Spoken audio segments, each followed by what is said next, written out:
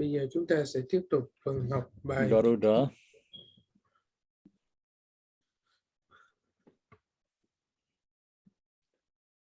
Tam ge do je ja je re zhen zhong yin je me de de je bong zhong ba se je len bo da re ji be ge xiao je jia be xia la zo ruan de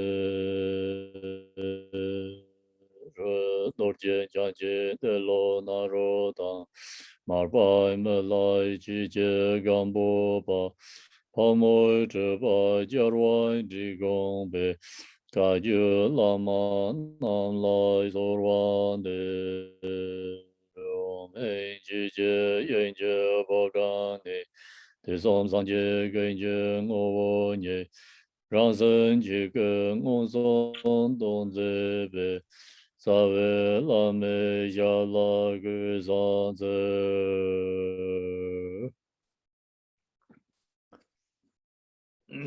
Good morning, everyone. Good afternoon, evening. gửi lời chào buổi sáng tất cả Going mọi người. to share Bây giờ thầy sẽ the Garuda teaching. giáo lý Kim Sí Điểu. Garuda teaching followed by the last week. Giáo lý Kim Sí Điểu này chúng ta So sẽ we bắt are đầu với bài hôm trước. Page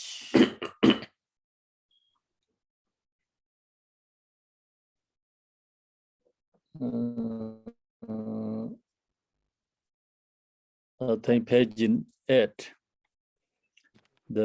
It's correct. Page 8, the Garuda teaching. The second section. Khenpo, are we starting on page 5? Page 5. Cái bản tiếng Việt của bài này vẫn chưa With có. Emaho, now listen once more. Người dịch cũng phải Fortunate Heart Sons, is that Khenpo what giảng everyone xong else mới dịch được has? cái bài này. Nên là sau khi kết thúc chữ bài giảng thì chúng ta sẽ có phần I believe tiếng so. Việt đầy đủ. Is that what everyone else has? Yeah, yes. Okay, thank you. I think so.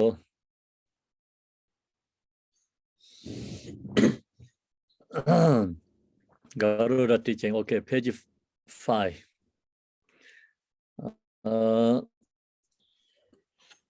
So Emma Ho, no lesson once more, you fortunate heart sons. So Shabkar Chodorandro, khéo lắng nghe. He calling us listening and teaching carefully. Nói chúng ta rằng chúng ta cần phải khéo lắng nghe, cần phải chuyên chú lắng nghe giáo lý. The closed songs of mind is universally heard. Từ tâm quả thực As đau bố lớn. Nói về tâm này, tâm chẳng thực. It has no single existence. Nói As về biến for hóa, how it echoes as the whole verity of happiness and suffering of samsara and nirvana. Nói về biến hóa tâm hóa hiện muôn vạn sướng khổ của luân niết. Very fast. Luân niết là luân hồi niết bàn. So same is the thunder. Mind means everyone say my mind, you know. Câu đầu tiên cái từ tâm quả thực đau bố lớn, tức là cái danh từ but tâm actually này. it's not really exist. Research, you cannot find any tâm tôi thế này, tâm tôi thế kia, tất cả là tâm.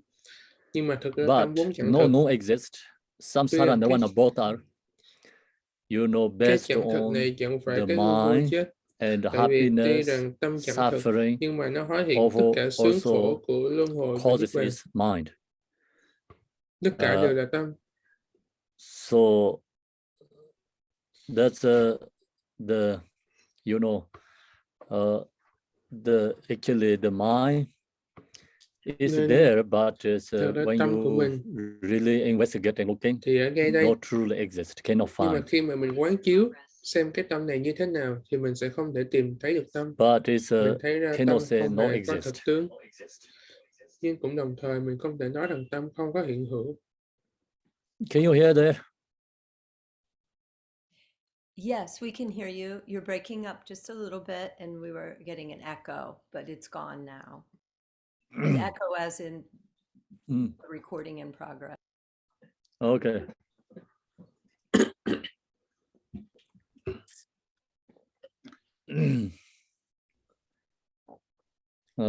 Then next verse says, Tiếp theo, as Lý nói for rằng, how it is exerted in many ways in the enumeration of the vehicles. nói về biến hóa tâm hóa hiện, there's muôn vàn it's xứ khổ always của niết. right now it's talking about the nature mind. Ở đây chúng ta đang học về bản chất của tâm mình. The Chúng ta đang học mind về even not exist, bản tánh của tâm but mình. all this Mặc dù tâm này không có thật, philosophical chẳng thể tìm thấy tâm mình ở and đâu. all the different vehicles teachers explain and about the mind. That's why they're calling the different names. dòng phái As for how nói it về is tâm theo named, một it cách is khác given nhau. in inconceivable Nên nhớ number tiếp of là different names. nói về xác định mỗi Ordinary người tu, beings call xác it is định tâm I. theo căn So nhận biết. usually ordinary beings, we always say I and Bàn mind về tên gọi, thật nhiều tên. the calling Phàm phu ourselves. gọi tên tâm là It's tôi. a mind. Tức là phàm phu họ chấp ngã. Some Họ nhìn Tathagatas cái tâm giving này, it họ the cho là name một cái self. ngã. Họ So gọi cái tâm này là tôi. no Buddhist and who accepting self is exist. So that's called Tiếp theo là ngoại đạo xem tâm là tự ngã. Ngoại đạo tức là những người không theo Phật đạo và họ coi tâm là một cái thực thể có thật. Hinayana Tiếp tradition, theo giáo lý nói rằng thanh văn xem tâm là vô ngã. Selflessness of a person. Thanh tâm tức là những vị tu theo Shabkars La no Hán thừa, accept the tu self theo is việc giải thoát exist thừa. and permanent. Họ coi tâm này là cái vô ngã, Then là cái my vô only thường. followers give it the name mind. Tiếp So it's theo, called Chitta Mataren. duy thức đặt tên tâm là thức. Mind's goal, they're called mind. Duy thức Some thì call nói rằng it các pháp là thức. Panchaparimita, is a Thì Mahayana họ gọi tâm là tradition. thức.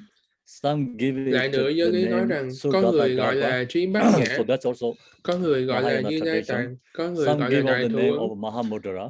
Bát nhã như Lai Tạng là And, thuộc truyền thống Đại Thừa, có người thì đặt là Đại Thủ Ấn. when you share the Mahamudra teaching, Khi mà mình dạy về Đại Thủ natural Ấn minds sometimes use thì mình this hay dùng calling cái name từ is Đại Thủ Ấn để Mahamudra. gọi cho bản tánh của tâm. Some giving it the name Alaya, some give it the name common awareness. Lại có người gọi Alaya, lại có người gọi giác bình thường. Tradition. Thì cái truyền phái duy thức họ gọi tâm mình là Alaya. Còn lại có trường phái họ gọi tâm mình là cái giác bình thường, tức là cái biết bình thường nơi tâm. The mind is the same. Cùng một tâm thôi, nhưng mà những truyền thống, những căn cơ khác nhau nhận được cái tâm theo cách khác nhau. Names it is giving, so they're giving many different names. Tâm này được đặt ra Know rất là nhiều that tên what gọi. is really being referred to is exactly this. So then what is exactly there? Nhưng mặc dù có nhiều tâm như vậy, yourselves into mindedness, relax. Chúng ta phải biết được cái thực tánh của tâm là gì. Thì thực tánh của tâm là gì? Giáo lý dạy rằng giữa muôn trùng tên cùng danh tự, hãy biết thực tánh tâm thế này để tâm an nhiên nơi chính tâm. Ngay an nhiên ấy giác bình thường, chân thực như nhiên mà vô tướng. When you meditate, relax yourself, looking onto your khi mà own mình thiền, nature. Mình an nhiên tâm mình và mình nhìn vào cái bản tánh của tâm mình. Mình chiếu soi cái bản tánh của mình. Thì khi đó cái tâm bình thường của mình. So actually no any other thing right now this ordinary present mind. Cái thực tánh của tâm. Nên bao nhiêu cái danh tự cao quý đó, nó không ngoài cái tâm bình thường ngay đây. Then this this ordinary mind looking but nothing to see. Nhìn vào chẳng có một pháp thấy nhưng vẫn rõ ràng tỏ tường biết. Khi mình nhìn vào cái tâm bình thường ngay đây của mình thì mình không thấy được một điều gì cả. Mình không thấy có một điều gì để thấy. Even you don't see, but it's clear and present. Nhưng mặc dù mình không thấy nhưng nó vẫn hiện diện, tỏ tường hiện diện rõ ràng. Cái đó là Ripa trong tiếng Tạng. Rip là giác tánh. Rip là bài giác tánh. Tức là mình không thấy được, nhưng mà nó vẫn giác rõ ràng, vẫn biết rõ ràng. Is actually know any other than our right know, this present Cái gọi là giác moment tánh mind. hay gọi là giác So this ba present moment mind, không no khác gì, thoughts, no không nằm emotions. ngoài You really cái all the tâm bình thoughts, thường đang emotions. biết của mình. Looking into the own nature is called Khi naked. mình biết No cái thoughts, bản tánh của emotions. cái tâm bình thường ngay So đây, then that thì đó là mind chân lý is tối thượng. present, clear. That's called Cái nature tâm ngay ripa. ấy hiện tiền tỏ tường. The nature Đó ripa chính là is giác tánh. really clear in the present. Do no Hiện tiền exist tỏ of tường là hiện anything at tiền all, ngõ tường. empty yet. Ngay đây. Phenomenomically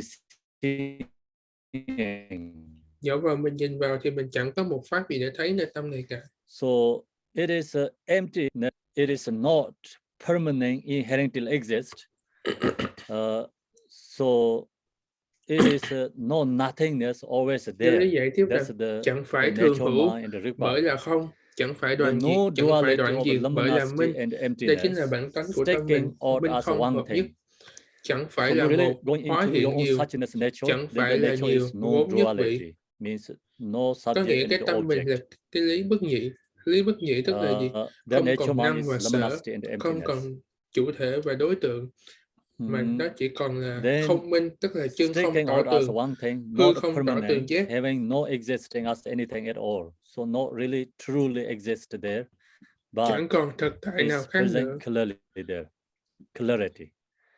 Dẫu rằng mình quán tâm mình không thấy được một cái tướng nào cả, mình thấy tâm mình là vô tướng, nhưng mà nó vẫn tỏ tường, nó vẫn rõ ràng biết. The internalism, my nature is no internalism. Tâm này của mình không phải là đoạn diệt, cũng không phải là thường hữu. Tại sao việc không phải là đoạn diệt? Tại vì nó có cái tính rõ ràng biết, tính tỏ tường biết. No many being inseparability, one test. Tâm này chẳng phải là nhiều, tại vì tất cả các pháp này nhất vị nơi tâm. Gọi là nhất vị tại vì sao? Tại vì vốn không có hai tánh, chỉ có một tánh mà thôi. There is nothing else, just exactly this. It's self chẳng knowing còn thực tại nào khác nữa. Ngay đây giác trí tự tỏ tường. So nothing else means like no any other than this our ngoại trừ ordinary mind. Cái giác bình thường, cái tâm bình thường của mình. This present mind, no any other than anything nature requires. Just exactly this is itself knowing requires. You knowing this your this present mind, that knowing is nature requires. If you be not knowing, it's called consciousness. Thì đó là giác. And also we call ordinary cái tâm mình, mind. cái đó là trí, giác tánh hay là giác trí. So then you are không biết được thì tâm mình là thức hay là thức phàm phu. This you know, you seeing this your own true nature. That means like you really see the tỏ tường chân diện của mình. Face of the primal garden. Thì mình thấy được bản lai thiên nhiên hội trì giả, an trú chính nơi tâm chân thực. So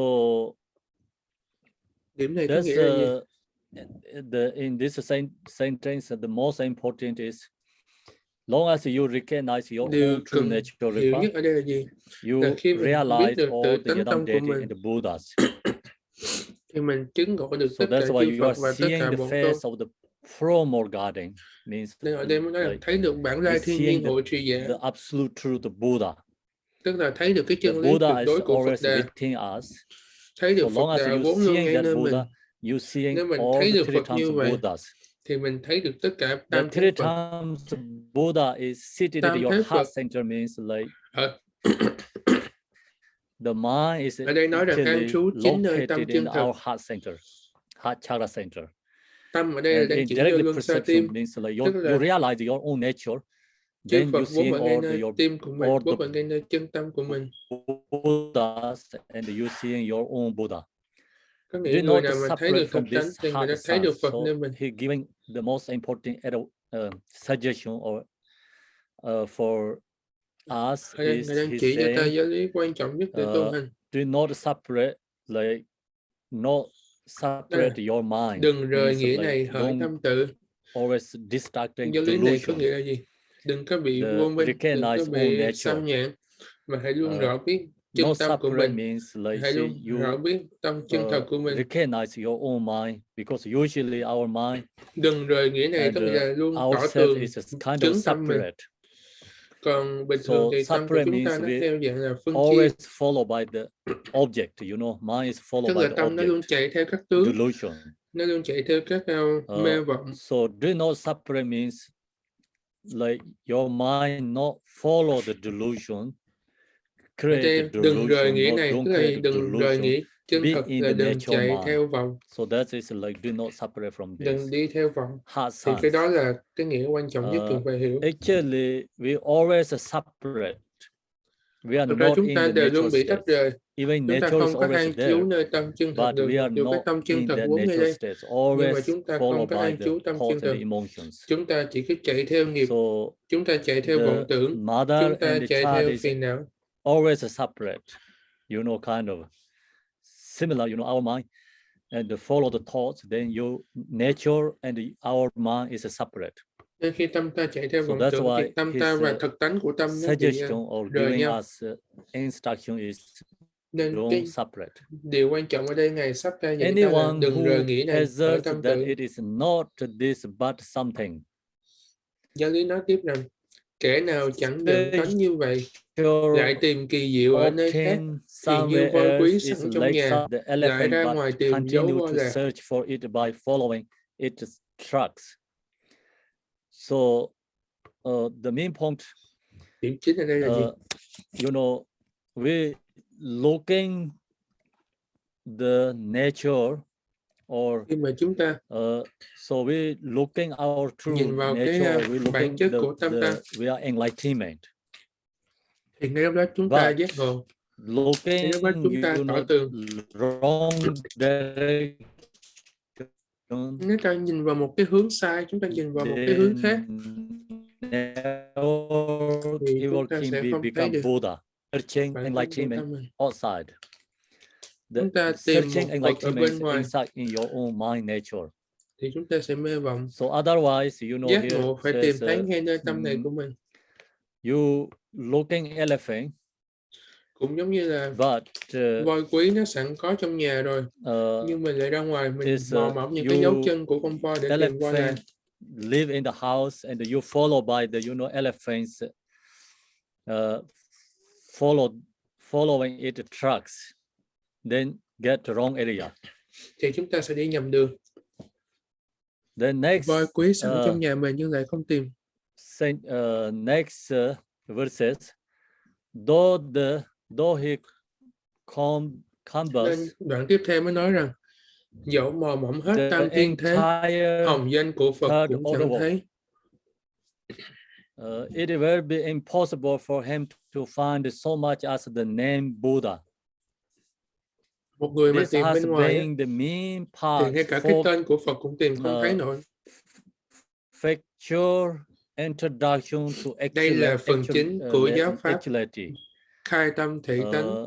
So đại viên mãn. This is just you know, we're going to finish in this. Như vậy chúng ta vừa xong một cái bài đầu tiên là dạy về cái phần thấy tánh. If followed by, you know, we're not looking to this our own mind. It's Buddha. We're looking Buddha is somewhere không else. Nhìn vào Phật. Then never tức là tâm mình, chúng ta không nhìn vào tâm mình tức là Phật. Mà chúng ta tìm Phật ở nơi khác thì chúng ta sẽ không thể đạt được giác ngộ. Chúng ta sẽ không thể đạt được giải thoát. You know, factual introduction to the actuality. Đây là cái phần chính của việc khai tâm thị tánh theo truyền thống đại viên mãn. Part of the song of realization. So now we go to the next one. Như vậy chúng ta xong phần này, chúng ta đi tới đoạn tiếp theo. Because due to the time and the thầy sẽ phải giảng this week and the next week this teaching. Hơi nhanh vì chúng ta có cái lịch hơi gấp rút. No one's more sons of the family lesson were. Tiếp theo lần này các tâm tử hãy lắng nghe. Once more he says Shakasoro giving another, you know, song of realization. He said, listen more again. Đạo ca tiếp theo, Ngài bảo mình là hãy khéo lắng nghe. Listening more is in the self-knowing, self-elimination of the present. Tự giác, tự minh ngay hiện tiền. So our mind is always there, never lost. you know, Có nghĩa within là tâm 24 mình ngay hiện hours, tiền, always tâm mình with không bao us. giờ mất đi.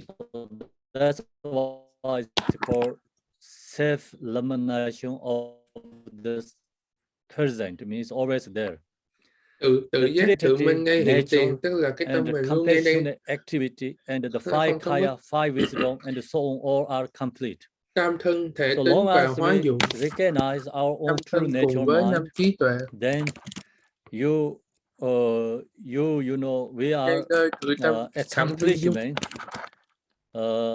five Khi Buddha, mà chúng ta tu five hành, wisdom, chúng ta đạt kayas. được 5 thân Phật, So 5 bộ Phật, all the five Buddha, hoặc là 3 thân five Phật, vân vân. wisdom, three kaya is Thì within 5 our thân own Phật, natural 5 trí requirement, tuệ no any hay là other tam than that. thân đều ở So viên dung this sẵn nơi tự tâm của ta, you đều know, viên five dung Buddha, sẵn nơi five cái tánh tự wisdom, giác này. three kaya is not outer level and inner level. This is called sacred level teaching. Ở đây chúng ta không dạy về So Phật bên you have ngoài, to cũng không dạy understand. về Phật bên trong, mà Otherwise, dạy you về know, Phật ở get mật nghĩa, confused. dạy về cái bí mật nghĩa của Because Phật we là have ở ngay five nơi cái giác Buddhas, tâm you của know, mình, statues, ngay nơi cái tankas, tâm thường giác của mình. and the five wisdom, all these five wisdoms, the five Buddhas associated five wisdoms, and each Buddha. So then we think that is not from within us. So we always think that Ví wisdom dụ is chúng ta thường nghe 5 bộ associated Phật, with five Buddha, 5 other trí object tuệ, of the five Buddhas. So that's thì chúng teaching ta is dễ more coi outer level 5 teaching. bộ Phật This là giáo one lý bên ngoài, nhưng đó là giáo lý followed by inner level teaching. I mean the sacred level teaching. nhưng mà ở So đây mình đang it's học về different giáo lý than bí mật thì nó what you khác, hear usually. thì nó sẽ khác với những gì mà các This bạn one thường hay more nghe. explained. So this is just Giáo lý này, introduction. First verses is introduction. Then whole this song of realization is explaining about five Buddha chỉ and the thẳng five vào wisdom and the three kayas. So tam this thân thể all tính is và hóa within dụng, our own tam natural thân với requirement, no 5 any trí other tuệ than that. We have to đều vốn recognize sẵn that. viên dung nơi cái tự giác tánh của mình.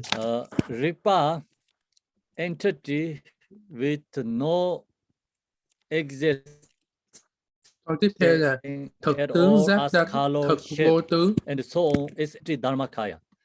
không Our hình, mind không is sắc, emptiness. pháp thân không. Because when you search, investigate, your mind you cannot really form, Tại vì exist, color, cái thực tánh shape, của giác tánh này and thực you sự know chính là anything chân không. existing. Vì khi mình tìm nó, So mình that sẽ không means thấy được một mind cái is hình thánh nào, emptiness. một cái hình thái Mind, nào our cả. mind emptiness is called Dharmakaya. Cái tính không này của giác tánh chính là Dharmakaya pháp thân. is within your own mind. Pháp Because thân your ngay nơi mind is tâm no mình, chính exist. cái tính không của It tâm is mình. emptiness. That is called Tại sao pháp thân ngay nơi Dharmakaya. tâm mình? Tại vì tâm mình vốn không có That thật, empty tâm mình vốn là aspect, không, ngay cái đó chính là pháp nature thân của tâm. nature of food, luminosity is the Sambhonakaya. Không ấy hiện rõ tính quang minh. Đây là báo thân viên mãn tính. The empty aspect, natural of food, luminosity. You know luminosity. It is empty, but it's Từ luminosity. cái không này nó hiện rõ ra. Natural mind. Nó That hiện is rõ called ra cái tính Sambhonakaya. quang minh của tâm. Đây gọi là It's báo thân. unstoppage, basic from which the verity shines forth is the Nirmanakaya. Then Hóa hiện vô ngại thường tỏ this, chiếu. you know, mind nature is apart to many form. All this appearance Đây là hóa thân thường arising. thanh tịnh. It's called Tức là từ cái Nirmanakaya. tâm mình mà tất cả các pháp hiện ra, tất cả các pháp The tỏ chiếu, các basis tầng from pháp which the chiếu ra. verity shine forth is the Nirmanakaya. Nên đây So chính là hóa thân Tirikaya thường thanh is tịnh. within our own Như vậy mind, no tam any thân other vốn than ngay that. nơi mình, chứ không có Because một cái this nghĩa khác. all right now what we share, Bây three giờ ở đây different khi mà chúng aspects ta học về is mind has these giáo three pháp, aspect qualities. chúng ta biết rằng tâm So mình có that's 3 why it's tính. called Tirikayas. Thì 3 tính đó của tâm chính Actually, là tam thân. only one Nhưng mà chỉ mind, có một tâm mà thôi. you know, one nature. So that's the explain in this one is an example. The example used to illustrate this is that a glass mirror Đây là tỷ dụ để mô analogious tả to the pháp Dharmakaya. thư tương tự một tấm gương. Its nature, purity, and luminosity Gương ấy shows sáng the trong Sambhonakaya. là báo thân. It's being on unstoppage basis from which the Gương ấy reflection phải chiếu shines forth muôn hình ảnh.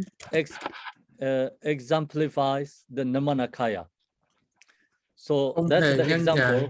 The là main hóa point thân. we already explained out there.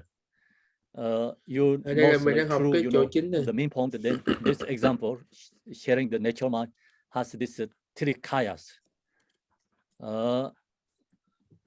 Đây là So cái ví dụ để mình thấy được tâm negrators của mình là tam thân, như một tấm gương mindedness vậy. primarily abide as the three kayas. Then that's why we're saying, you know, Tự all tâm hữu sentient tình beings đang are lang Buddha, thang, because vốn here là say tam thân sẵn hiện negrators tiền. are mindedness primarily abiding as the three kayas. Nên em nói bản tánh của chúng ta là Primarily Phật. three kaya is within Từ our vô thủy bản own tánh của mind, tâm ta not là Phật. separate. Từ vô thủy tam thân chưa từng tách rời ta. If that is self-recognized, if we know that, then Nó there tự chứng được we don't chân nghĩa ấy. need to do so much as speak or meditation at once Chúng we sinh become Buddhas. So if chẳng cần you một really chẳng cần một chút thiền knowing our own true nature, và then hiểu not lộ much to trọn share the Phật hiện teaching, tiền. not much needed to talk. Chỉ cần tự Just chứng được cái chân nghĩa tâm mình recognize thì our chẳng own cần nature, phải and nghe then pháp, chẳng cần phải tu that's hành. the, you know, Ngay cái chỗ tự chứng được tâm mình thì là recognize and Phật hiện tiền. become realized, then become Buddha. Ngay cái chứng được cái điểm này thì thành Phật. The Thì là Phật. introduction to the three kaya shows them as separate. So when we introduction, sharing the teaching, this three Nói về kaya tam thân is nghe tách biệt. separate. Khi mà But chúng in ta nói về fact, tam they thân are trong one. giáo lý, Is like chúng ta cảm giác tam thân là tách truly biệt. Đây là this pháp three thân, đây kaya là báo is thân, not đây là separate. It's hóa one. thân. Ở đây mới nói về tam thân Other than nghe that, tách biệt, taking, nhưng thật tam thân talking them to vốn be chẳng separate is vốn chẳng ly, confusion. Do not go there. So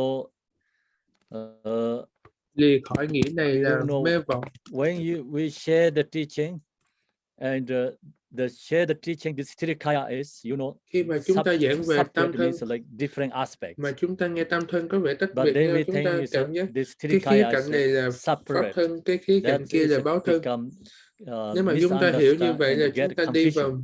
mê So he vọng. said, do not go there, hard sons. Do not follow the words. To follow the you know, meaning true. Nên ở đây mới nói rằng Because chớ lạc here, lối vào này tâm tử. when we share the Có thể mình teaching, đừng có lạc lối vào cái we cho cannot rằng là tam thân là tách biệt nhau. you know, explain all together. We Khi have mà to chúng this ta giải three thích, kaya chúng means ta three. nói giáo So lý you đó, know we have to thì chúng explain ta three không thể cùng một separate. cái But câu looks nói mà like nói three cả there. tam thân được. But Nên reality mình cảm is giác là only chúng ta nói one. pháp thân trước, báo thân Not trước, hóa thân three trước thì có vẻ separate ba there. thân tách biệt nhau, nhưng không phải như vậy. Ba thân In không có three tách biệt nhau. kaya being pro-modally empty are alpha purity. So this three Ba kaya thân vốn is sẵn thường không tịch. I'm beginningless Đây time. là thanh tịnh không So usually, you know, we chant the supplication Tara is first không chuyển sentence dịch. explaining in this one. You know, this three kaya being pro-morally empty are alpha purity. Ba thân vốn thường không, cũng như trong Understand bài them nguyện to be a single entity độ mậu of thức kệ nguyện. unify, luminosity, and emptiness. So we have to Đúng là understand tam thân this three kaya is vốn đồng nhất, inseparable. It's all is within own nature ripa. không minh chẳng ly, là thực nghĩa. Then act in the state without grasping. Therefore, entity, nature, and compassionate activity. Tánh hệ dụng mà không chấp. Moreover, are equivalent Như vậy to thể tính dụng Dharmakaya, và Sambhonakaya, tương đương and với Nirmanakaya. pháp thân, báo thân và hóa thân. So the point is, you know, Điểm ở đây thì mình cần hiểu là has gì? many different aspects. Điểm ở đây tức là cái tự tánh của mình mà nói bằng ngôn ngữ thì nó có nhiều khía cạnh. Is have to knowing is one entity nature. Nhưng mình phải biết rằng tất cả những cái này là cùng một tánh, cùng một recognize tâm. that, and then you know, compassionate activity Khi mình moreover biết được điểm này are equivalent to Dharmakaya, Sambhonakaya, and Nirmanakaya. So all this, you know, the thể mind tính has và đại bi hóa dụng different nó sẽ tương đương với pháp thân, báo thân và hóa thân. qualities all come together is called three kayas. Ba cái này Understanding the không three có phân together biệt to be gọi là great tam thân. and unified, luminosity, emptiness in the state without grasping. So Hãy recognize biết that, rằng ba điểm and này when we là meditate in the không minh practice, hợp nhất.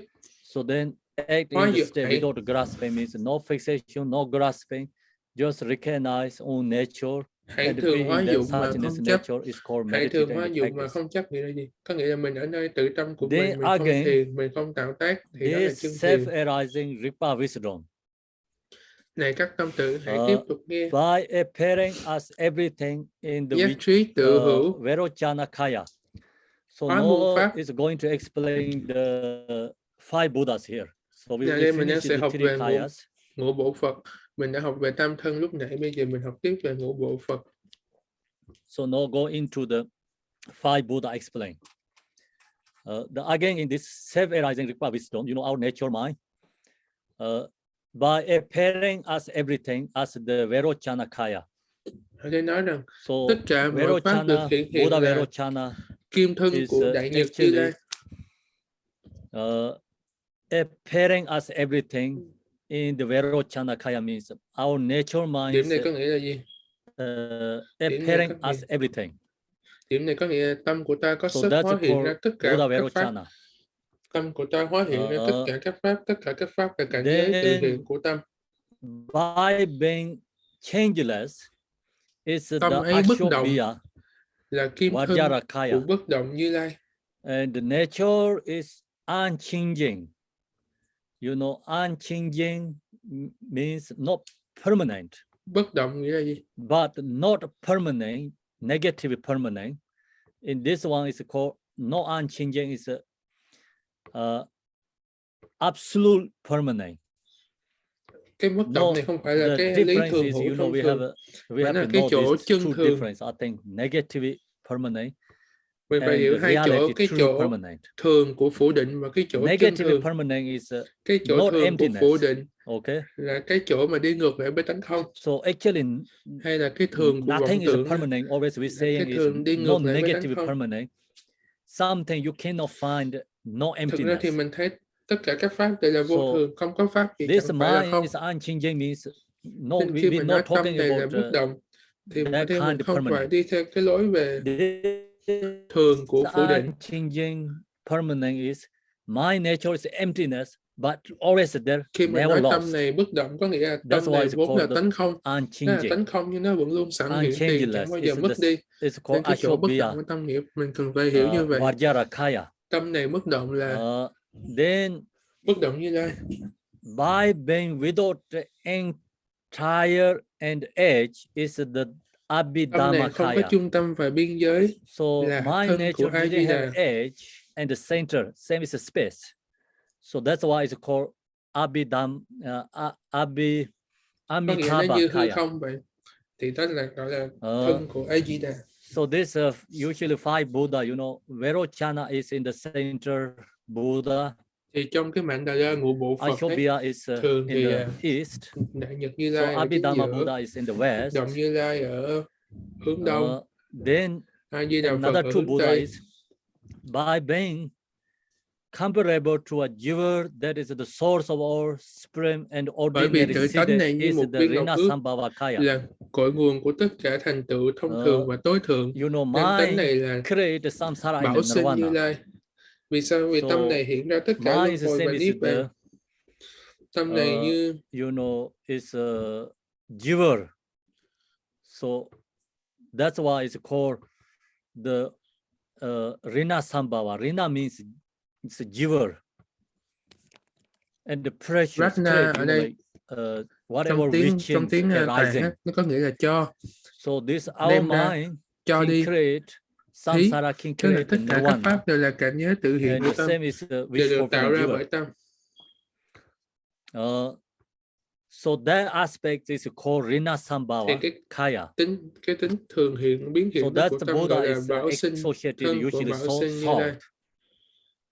Then by being the accomplishment of all purpose is the là người viên mãn mọi mục đích, tâm này là A Xúc Vệ Phật. So then by being the accomplisher, là người viên mãn hay là you know, like là nhân viên mãn của mọi lợi ích. The mind can be accomplishment. We can accomplishment enlightenment. Có nghĩa nhờ tâm mà we chúng can ta có thể accomplish thành tựu giác samsara, ngộ. you know. Chúng ta So cũng có that's thể why thành it's tựu luân hồi. called Among Us Siddhikaya. Nên đây gọi là thân Among của Us A Súp Bệ Như is Lai. like accomplisher of all A Súp Bệ purpose. tức là vị Among Phật us, đại thành tựu tất cả mục đích. Among Us Hay Siddhikaya là, meaning point is so that is the North Buddha. cảnh giới mà trí tự thành tựu đó. Tất cả mục đích đều được thành Usually tựu. five Buddha we talk about.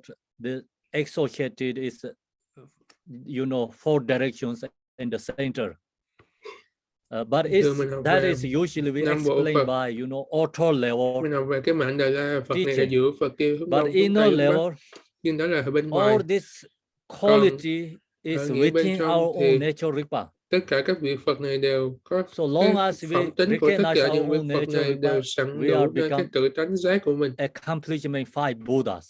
Nên Inseparable người with the nào five chứng được Buddhas. cái tự tánh giác của mình thì có thể Five thành Buddha tựu is năm bộ within Phật. our own nature, Năm bộ mind Phật and the ngay Rigpa. nơi giác tỏ thường của mình. These are not something apart from Rigpa's liveliness. See, Ở đây mới this nói is rằng là not any other than nature Rigpa. năm Phật It is chẳng all ngoài tánh thường nature hiện. mind Có Rigpa. nghĩa tất cả đều ở nơi tánh của mình. So the main point is Chính ở đây mình cần this hiểu là gì? teaching is Chính ở đây Dzogchen mình cần hiểu là chúng ta đang học về đại When you viên going to mãn. listen in Dzogchen, Khi mà chúng ta học về you đại know, viên mãn, we have to know chúng ta all phải these biết được enlightened beings, tất cả các five Buddhas, five phẩm wisdoms, tính, các kiểu Trikayas, phẩm whatever giác talking ngộ, about năm Phật, enlightened tam beings, thân, different vân vân. deities, Tất cả những cái danh từ khác nhau they are all Ngũ tôn, inseparable with our nature Rigpa. đều không tách khỏi, đều không lìa So cái then we giác go tánh to của mình. another teaching, then you know followed by relative truth. Nên Relative truth, then different Buddhas, có những cái different giáo lý colors, thì họ dạy different theo cái đối forms, tương đối. different Họ dạy là có Phật thế này, là thân của Phật này là màu này, activities. hình thái thế này, thân And của Phật kia là we màu practice. kia, hình thái thế We kia. also get accomplishment Thì different chúng ta tô levels. theo những cái đó thì chúng ta vẫn được thành tựu thôi. Nhưng mà theo những Different cấp độ levels khác, according to our practice. tùy So theo cái that cách is tu followed hành by của chúng relative ta. truth. But Là sự in tu this hành theo case, cấp độ tương đối. meditator practitioners always have to focus true nature Nhưng ở mind. đây là cái người tu hành tuyệt đối thì So phải in this luôn teaching is called duy absolute hướng truth tâm mình teaching. mà tu tập, You know, no sharing the relative truth. chứ không có đi chung với And hàng giáo lý that's tương đối. why we're not talking about a lot other Nên ở đây objects. Talk about, mình không you có know, nói về different sự tạo dựng pháp giả qualities, lập, tạo dựng những pháp bên enlightened ngoài, beings. tạo dựng những bậc giác ngộ So bên here ngoài. is everything the sharing is talking about is nature mind. Nhưng ở đây chỉ nói về giác tánh mà thôi, nói So về cái tự tánh giác của mình. This one is the, you know, go directly to the root. Có nghĩa mình đang Not đi thẳng vào talking cái gốc, about the branches. chứ không đi vào cái nhánh nữa. It's directly go to the root. Đi Root thẳng vào is cái our gốc. mind, you know. Cái gốc của tất cả Phật là Our cái tâm mind, của this mình. ordinary mind, have to cái tâm. transform, have to discover all this Khi mà five mình rõ Buddha được cái tâm bình thường Trikayas. của mình là năm bộ Phật, là So tam thân, thì đó là mình đạt được cái we gốc. go to the branches, then it's Nếu mà different, chúng ta you đi know, lạc vào cái nhánh thì explain chúng ta sẽ thấy là có nhiều sự giải thích khác nhau. ways, like, you know, sharing the teaching and Thì ví dụ chúng ta idea học all pháp tương different. đối, But thì this chúng ta one thấy là những is pháp này, absolute pháp kia truth nó sẽ khác teaching, nhau. Nhưng đây là and pháp tuyệt đối, chúng ta đi vào everything cái is gốc của mọi pháp. going to the root is mind, you know. Chúng ta đi And vào cái also gốc this rễ của one, tâm. this teaching is talking about the meditation. When we are into the Thầy samadhi giáo lý dạy meditation. về thiền định. Vậy khi ở trong So when we are in the samadhi khi mà chúng ta ở meditation, trong tam muội, then we have to directly looking into our own thì chúng ta nature. phải trực tiếp thấy The rõ tâm nature mình. has all these Chúng ta phải quán qualities. chiếu trực tiếp tâm mình. So Tâm này của this chúng all ta có sẵn quality tất cả is những diệu phẩm. associated with all these Tất Buddhas. cả Phật, tất cả thân đều ở nơi tâm mình. And that's why, you know, when long as we recognize Nên mới our nói own là nature mind, we are accomplish khi all mà the người nào Buddhas. nhận được tâm mình thì người đó thành tựu tất cả vị Phật. So just I told you, you know, like Như là relative truth thầy teaching có dạy các bạn về giáo has lý many tương đối. different levels. Nó có rất là nhiều cấp bậc khác nhau. We're not sharing that part right now. Nhưng mà hôm nay chúng ta không nói So về giáo lý tương this đối. teaching is directly into the Chúng ta samadhi nói về meditation. cái gốc. So example, Nó thẳng vào when you tam are get muội. in the car, Ví dụ khi các bạn đi vào một cái xe, we're talking about your own all experience in the journey in the car, not talking about thì at your home. thì chỉ nói chuyện trong xe thôi chứ không còn nói chuyện ở trong nhà nữa. Not talking about at your job and working place. Không còn Okay.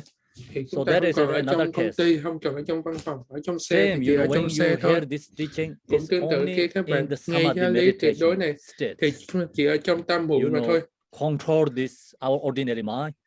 chứ không còn bị Recognize this ordinary mind. chúng ta không còn bị Nature, khuất phục bởi tâm that nature vọng has tưởng, mà all chúng these ta thuần phục được qualities. cái tâm bình thường của mình để chúng ta thấy được So rằng cái that's tâm bình this thường này, cái teaching, tâm and tầm also thường này nó this cũng có teaching đủ is sẵn hết tất cả những very cái diệu phẩm important thanh tịnh. for our, Giáo lý này rất I là mean, quan trọng. I know. So in this kind of time, and Giáo lý rất quan trọng also, trong những you thời gian thế know, này. our ability, and so especially good for lay practitioner, Giáo lý thật sự because tốt cho chúng ta trong thời you know, điểm này, cho directly những hành go giả to the chúng ta. root, Nó cũng tốt cho and những you người tu tại meditate gia, tại vì nó đi thẳng vào cái gốc của vấn đề. So then when we die, we have some levels of our Khi mà chúng ta realize, tu you know, thẳng vào cái realization. gốc này thì cái lúc So mà chúng ta we can get tới khi chúng ta lìa liberated đời in thì this, chúng ta cũng đã có được in the một phần bardo. sở chứng rồi, và nhờ cái Long sở as chứng you đó mà chúng meditate ta in the sẽ được giải practice, thoát this, khỏi, you know, dzogchen teachings. chúng ta được giải thoát trong chung ấm. Other all Miễn là chúng teachings ta are great, tu hành đại viên mãn thì chắc chắn but chúng ta sẽ được it giải takes thoát. time Tất cả and những giáo really lý đều vĩ đại. beautiful Ở đây mình nói, mình study xác and định là tất cả learning giáo lý đều and vĩ đại. knowing. Nhưng mà phần lớn giáo lý cần rất nhiều thời Yeah, gian để tu tập. but we don't have Chúng ta phải much tìm time hiểu to nhiều, follow chúng ta that. phải nghiên cứu nhiều, chúng ta phải suy ngẫm That's nhiều. why, you know, Nhưng mà thật sự this chúng is ta không the có nhiều thời gian. key of the enlightenment. Nên cái đại viên mãn này là cái chìa khóa tới giác ngộ, So, cái sự yếu quyết để đạt được giác ngộ. you not going to buy the car. You just get in the car, okay? This teaching is the same like that. Giáo lý này Otherwise, nó giống như you're là going to mình buy the car. đi vào You thẳng have một to cái make xe ngồi và money lái and luôn. you have to go to Còn như shopping giáo lý and kia thì giống như research, các so bạn many phải things you have to do. đi nộp đơn xin việc, sau các bạn Then you đi get làm the việc, car, right? các bạn đi So you kiếm have to tiền, learn các all bạn the đi driving test, all the các bạn đi examining, có tiền rồi everything. các bạn mua xe, xong các It bạn goes ngồi like long way. học bằng lái, rồi But các bạn mua this bảo one hiểm, và teaching sau các is bạn mới được someone lái say, xe, vân vân. car is Những cái giáo lý open the khác nó door, đi say đường dài come như in the vậy. car. So you just get in the car and Còn then follow giáo the lý này driver. như là có một cái xe giữa So đường, mình chạy vào, that's mình similar, lên you là mình know, lái luôn. this teaching Thế is là cái con directly đường tắt là như vậy. go into the natural state. Là đi thẳng vào cái bản chất của tâm, đi thẳng vào cái tự So tánh của that tâm. means like you don't need to think about, oh, everyone can just directly go in the car, right? Someone open the door. So not always happening that. Generally, people have to make money and to get job and then buy the car. Bình thường thì người ta So phải you đi have to làm, learn kiếm how tiền, to mua xe hơi, vân vân. everything. Take tests. So you Rồi have to follow by step đi by bằng step. lái. Bình thường người Long ta đi processing. từng bước như vậy, nó là một con đường dài tiện tiến. So that is generally we sharing the teaching. Đó cũng là cách Guide, mà you bình know, thường stages step by step. But chúng ta in dạy this pháp, chúng ta case, dạy từng bước. someone open the door for you to Nhưng mà giáo come lý in này the giống car, như là you know, they drive có you. người mở sẵn So you cửa be cho in mình, there and có một be cái xe enjoy. cho mình, rồi That's người đó mở the sẵn most cửa cho important, mình, this kind of teaching. thì mình chỉ cần vào thẳng mà thôi. You know, essence the Đây là cái sharing điều is. quan trọng nhất. So then, sometimes, you know, you hear this teaching, and then we think, Đôi khi oh, mà other nghe giáo lý này, stages not necessary, not important. That kind of mình nghĩ rằng happening. những giáo lý khác không quan So trọng. that's why, you know, Thì điều này usually có thể xảy ra. people, you teachers don't share the Dzogchen Nên Mahamudra vì teaching. sợ cái học trò vọng Because tưởng như vậy mà who các listen thầy teaching ít khi dạy, and who meditate hồi to đó các thầy practice ít khi dạy chuyên Dzogchen, sâu they về get đại thủ ấn và đại viên misunderstood. mãn. Tại vì học trò Then học đại viên mãn you xong know, họ think vọng only tưởng, this is the correct, other rồi họ everything nghĩ is rằng chỉ wrong. cần So đại that viên mãn kind thôi, of, chỉ kiến tánh thôi, you những know, cái pháp khác bias đi dài, and đi sai, đi lạc, wrong view, như and tu then vọng you tưởng. know Mình the dễ bị tà person kiến is như not vậy, follow the relative truth, thì người đó so không that hiểu được become is chân lý tương đối. get a wrong understand or wrong Người đó hiểu view, sai and then lệch, become the teaching is not benefit. thì khi So đó giáo lý nó that's cũng why có you được have to lợi lạc. know this teaching is what the main topic is sharing, you know, talking about. Hôm nay Then chúng ta go dạy back to về the again teaching.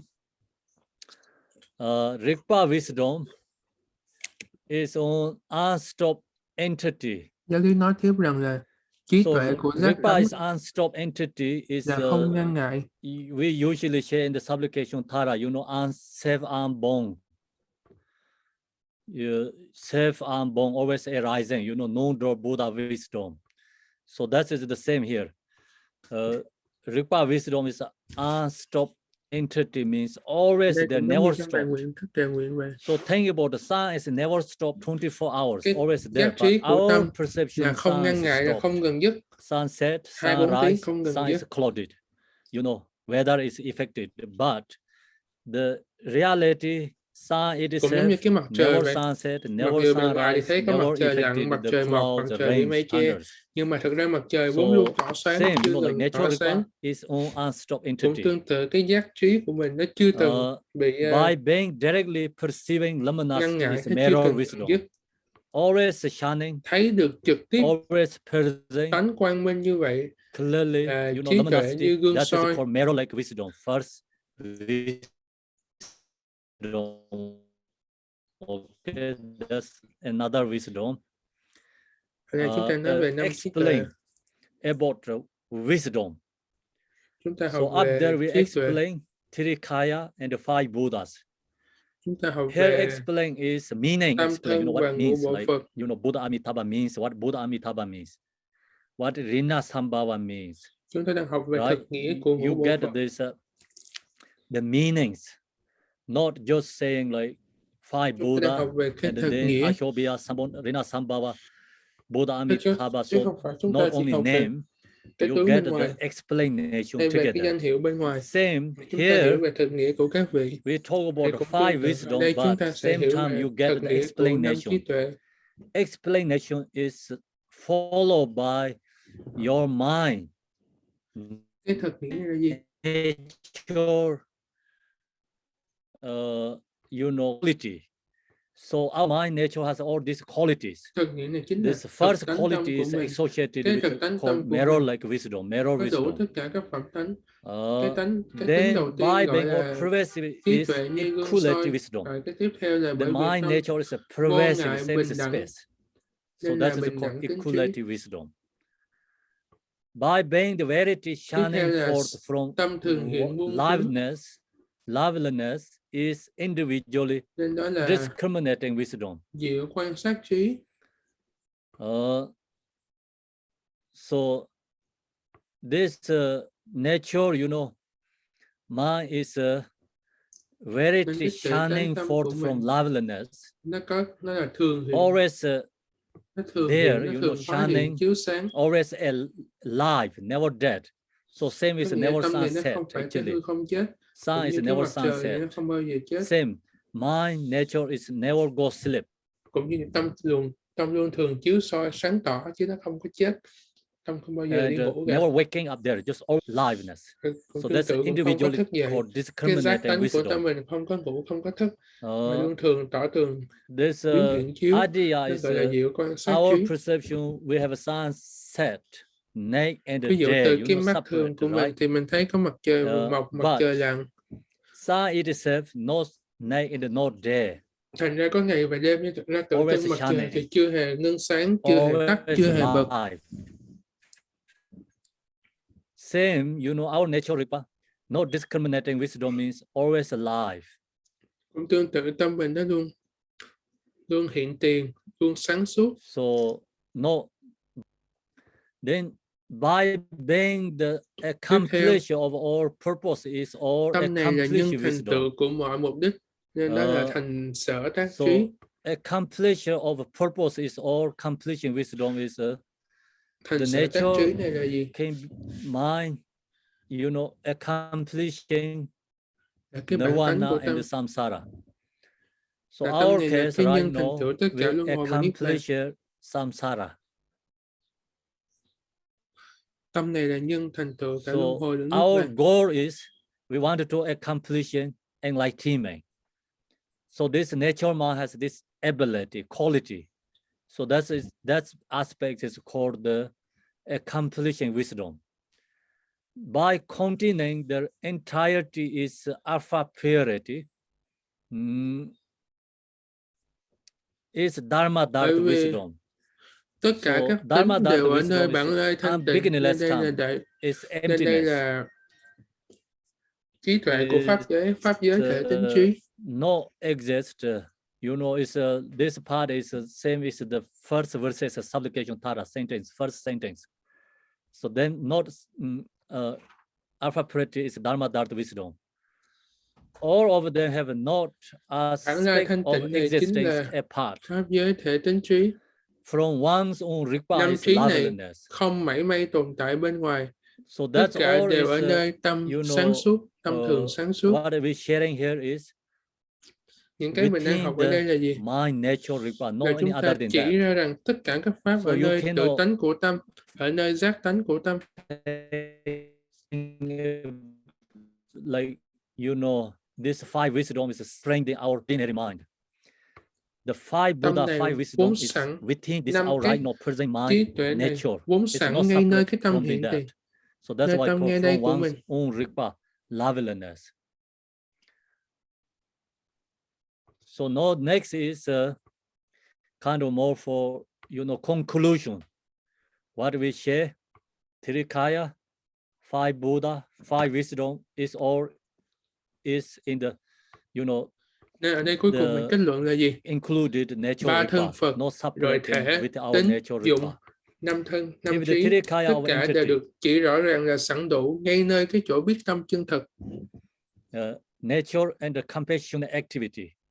The five kayas and the five wisdoms are introduced all together at once in direct Ở đây là perception ngay một by lúc mà mình pointing chỉ ra them tất cả out. đều sẵn đủ Then nơi just tâm this của mình. awareness of the present unmanufactured and unaltered. Đều sẵn đủ nơi tâm của mình, So hiện tiền ngay đây, that không is do pháp the gì sinh ra và cũng không thể bị thay đổi. is in this song of realizations Nên đây là bài đạo ca mà chúng ta học.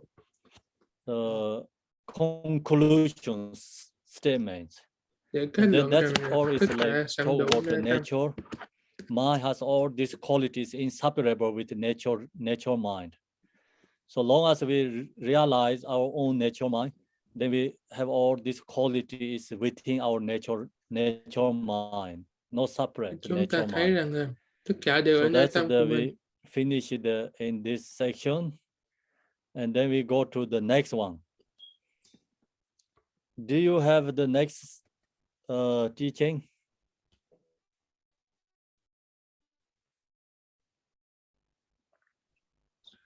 No, right? No. Oh. So then I'm going to share with you this in the chat room, I think. Bây giờ Khenpo sẽ gửi mọi người cái phần tiếp theo để chúng ta tiếp tục học.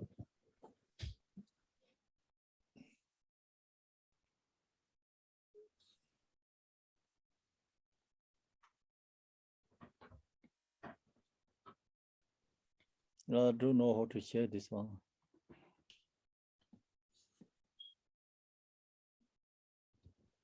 Oh, chat room.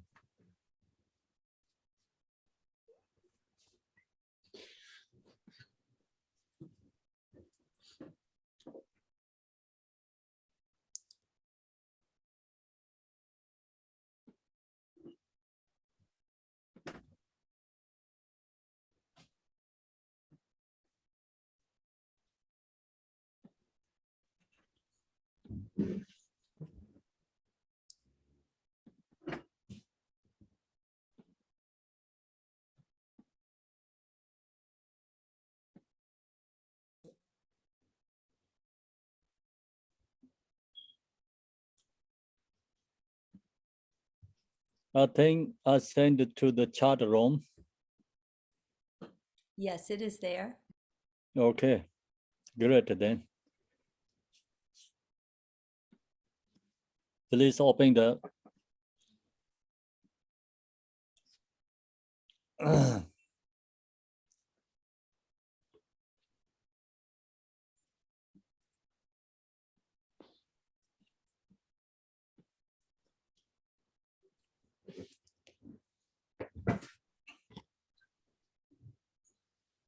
everyone get?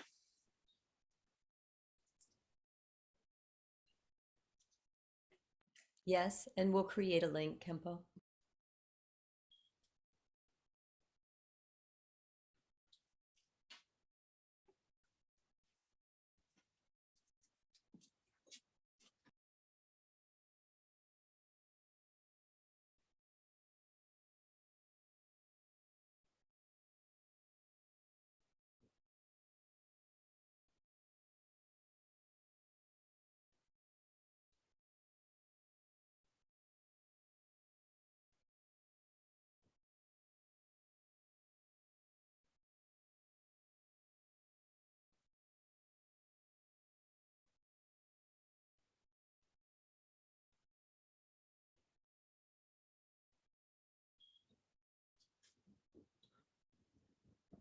Mình chờ mọi người mở được Okay, everyone okay? file tiếng Anh ra.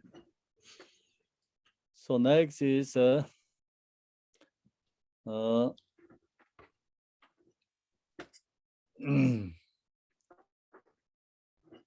modified by conditions, not spotlight by grasping.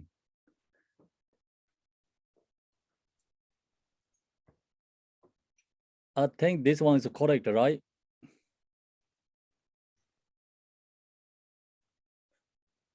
Yeah, so we finished the first, second. This is the third one. Yeah, it's correct, I think. Modified by conditions, not spotlight by grasping. This clear present, vividly present Ripa is it. This is the source of all the Buddhas of the three times. Tùy duyên mà chẳng vướng This nhiễm is vì the bám chấp. enlightened mind of the Giác Buddhas tánh of the hiện three tiền times. rõ ràng So ngay do đây. not separate Chính đó from là this chân all nghĩa. your fortunate ones. Đây là cội nguồn của chư Phật ba thời, là tâm giác ngộ của chư Phật ba thời. Đừng rời khỏi nghĩa này, hỡi The các tôn point tử. is, recognize our own mind, Điểm chính này natural là gì? Ripa. Là nhận ra được cái tự giác tánh tâm của mình. So that's the, real recognize is enlightenment. Nhận được cái tự giác tánh tâm này thì đó là giác ngộ, thì đó là All the three chứng times đạo. Buddha is not come from somewhere else. Ba đời chư Phật không The đến từ three nơi khác. times Buddha is the recognize their own natural Ripa.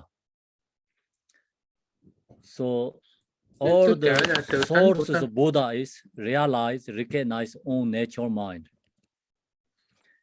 Then Tất cả chư Phật, all the Buddha, cội nguồn của three chư times Phật này Buddha đều là từ cái sự nhận được cái tâm bình thường này, nhận được cái tự tánh của tâm này. Buddha of the three times, the quality Nên of đây mới nói rằng đó là mind is cội the nguồn của chư Phật ba recognized thời. natural Ripa.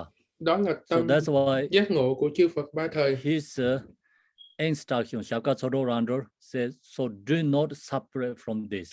Đây mới nói đừng tách mình khỏi nghĩa này, khỏi tâm tự. Go into, natural Ripa, recognize natural Ripa. Nên điểm chính yếu là phải thấy được cái tự tánh tâm của mình, biết được cái tự tánh tâm của mình. Is source of all the enlightened beings. Biết được tự tánh tâm của mình là cội nguồn của tất cả chư Phật. So that's why for là you tâm giác ngộ của tất cả ones, chư Phật. Ngoài ra không còn nghĩa nào khác. Nên tôi mới nói rằng đừng rời khỏi nghĩa này, hỡi những đệ tử căn duyên. Đừng rời khỏi nghĩa này là như thế nãy mình mới bàn về cái câu mà hãy đừng rời thực nghĩa đó, đừng có chạy theo mê vọng. Next verses. This is uncontroversial self-elimination exactly. Cái đang tỏ tường ngay đây, vốn sẵn đây. Chính nó là Phật. Làm sao? Thế thì vì sao con lại than vãn rằng con không thấy được tâm mình là Phật đà? The mind nature is uncontroverted. Tại vì sao? Vì cái tâm tự nhiên, cái tự tánh tâm của đây là cái chiếu tỏ tường ngay đây nè. Cái tỏ tường, cái rõ ràng ngay đây vốn sẵn tự nhiên. Đó là tâm thức Phật rồi. Nên chúng ta chẳng thể nào chúng ta bảo rằng tôi không thấy tâm tôi không thấy Phật tôi. And the main point is, uncontroverted self-elimination exactly means you don't cái tự tỏ tường không cần dụng công ngay đây. Anything. Your mind có nghĩa mình đâu cần phải tạo ra gì. Ngay đây nè, ngay cái tâm mình, nghe cái tính tỏ tường vốn sẵn tự nhiên nơi tâm. Đó là thức tâm thức Phật. You recognize that or seeing that is you are seeing Buddha. Ngay chỗ đó là thấy Phật, ngay chỗ đó là chứng tâm. You seeing your own nature. Ngay chỗ đó là biết được tự tánh của mình. True is we never stay in our own nature. Cái tự tỏ tường tự nhiên này, cái tự rõ ràng, cái tự sáng suốt tự nhiên này. Chúng ta có bao giờ tách rời nó đâu. Deluded. Nên đây mới nói là tự tức là nó vốn sẵn, nó không có do mê vọng mà thành. Chúng ta không nhận được điểm này thì chúng ta vô minh. If you don't delude it, tâm mình đã sẵn tự tỏ tường, tự biết rõ. Nhưng mà mình không nhận được, mình đã đi theo những cái bám chấp của khách thể và chủ thể thì mình vô minh. Còn như mình không chấp vào thì mình thấy được cái tự tánh tâm của mình. Nhưng mà thật ra mặc Because dù nói như our, vậy nhưng nó cũng không phải là một cái điểm đơn giản. is Tại very vì chúng ta strong. phải kéo thuần Mind thục, is already kéo followed by all the time.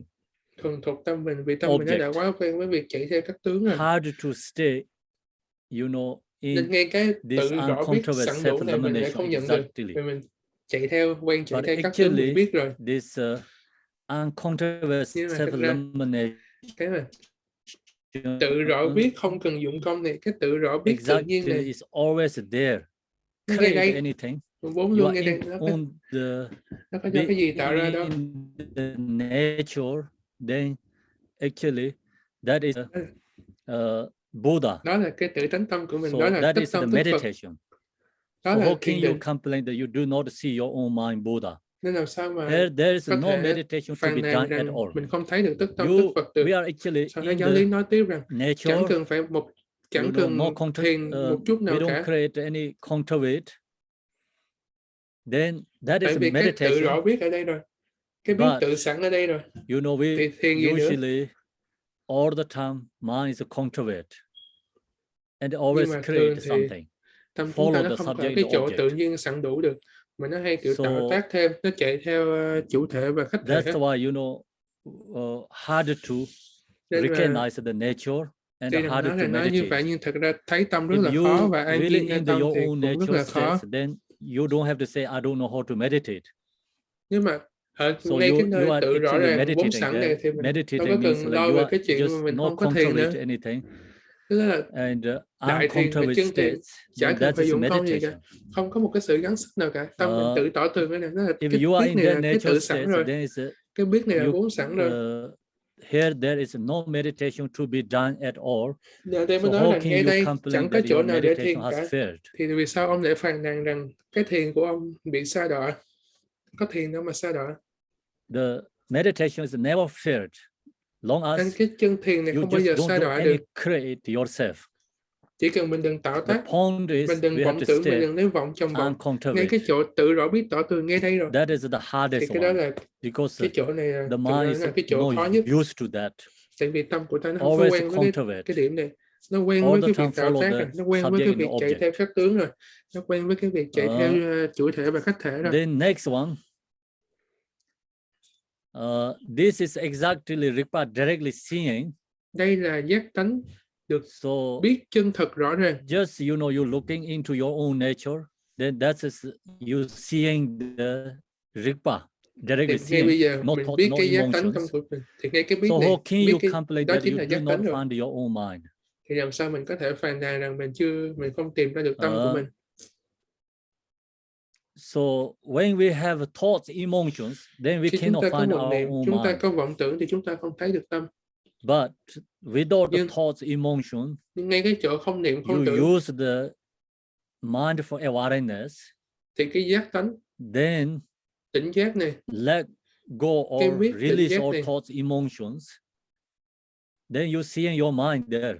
Ngay cái chỗ không vọng tưởng rồi xuôi thì cái biết tỉnh giác. Biết gì? Ngay cái chỗ đó là biết thực tánh của tâm. When we have thoughts, emotions, actually that time we don't see our mind. Không tìm ra tâm mình được. But you release thoughts, emotions, that moment you can see your own mind. Không thấy được bản tánh của tâm mình. Nhưng ngay chỗ không vọng tưởng, không phiền não, không ngược xuôi, thì tỏ tường biết đó chính là tự tánh tâm. Ngay lúc đó là mình xác quyết được tự tánh tâm của mình. Do not find your own mind. Thì làm sao mình có thể phàn nàn rằng mình không tìm thấy tâm mình? Giáo lý nói tiếp rằng là quang minh hiện tiền rõ ràng không ngừng dứt. So how can you complain that you do not see mind essence? We cannot complain. We didn't see mind essence. The mind is, always there and uninterrupted, vividly present, luminous, không có ngừng dứt. Quang minh tức là cái sự rõ ràng đó. Cái tính rõ ràng ngay đây. Khi mà ở ngay đây thì nó hoàn toàn rõ ràng. Cái rõ ràng ngay đây. Then here not so much as a speck of wool Rồi giáo lý nói tiếp rằng ngay chỗ này chẳng có một mảy may dụng công nào để làm, thì làm sao ông có thể phàn nàn rằng sự cố gắng của ông thành vô nghĩa? When you recognize your mind nature, you don't have to khi mà mình biết được cái bản tánh tâm mình thì nó không còn cái gì để làm nữa. So that's why how you can complain that your Thì làm sao effort mình is có thể phàn have nàn rằng failed?